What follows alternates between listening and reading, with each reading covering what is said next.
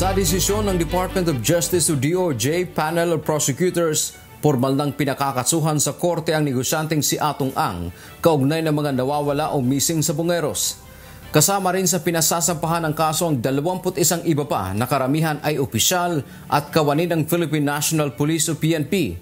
Ayon sa DOJ, matapos ang masusing pag-aaral, nakakita ang panel of prosecutors ng prima facie evidence o matibay na ebidensya para kasuhan ang mga respondent. 10 counts ang isasampa kina Ang at 21 pa ng kasong kidnapping with homicide. Samantala, 16 counts naman ang kidnapping with serious illegal detention para sa 10 respondent kasama rin si Ang. Dagdag pa ng DOJ, ihahain ang mga kaso sa Regional Trial Court ng Lipa City, Batangas, Santa Cruz, Laguna at San Pablo, Laguna kung saan pinaniniwala ang nawala ang mga sabungero. Samantala, binatikos naman ng abogado ni Atong ang desisyon ng DOJ. Depektibo anya at hindi patas ang pasya ng panel of prosecutors.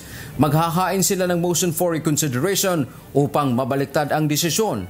Dagdag pa ni Attorney Gabriel Villarreal, nagbatay lang ang panel sa testimonya ng nag-iisang witness na ang integridad ay nakompromiso.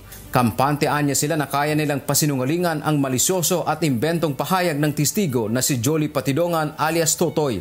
Binatikos din ng kampo ni Ang kung bakit hindi nakasuhan ang magkapatid na Patidongan sa kabila ng malinaw anyang ebidensya ng kanilang partisipasyon sa umano'y pagdukot at pagkawala ng mga sabungero.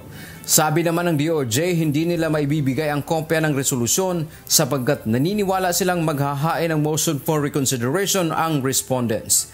Dantiamento, UNTV, News and Rescue. Diyos ang aming sandigan, serbisyo publiko ang aming pinahahalagahan.